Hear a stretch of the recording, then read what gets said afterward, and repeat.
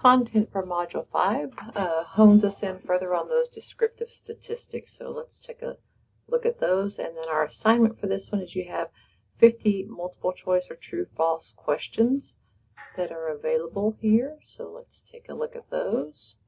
I've got our content here. You're going to view a little bit about descriptive statistics, understanding central tendencies, viewing normal distribution and correlation that doesn't equal causation.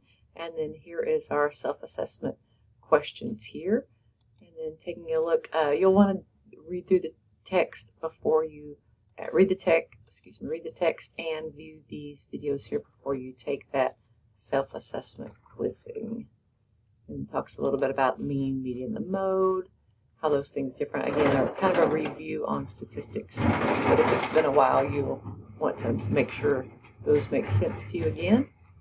And then what those standard scores mean, what the normal distribution looks like, what it means when we're in those, where that normal distribution lies, and then the comparison of those normal distributions there.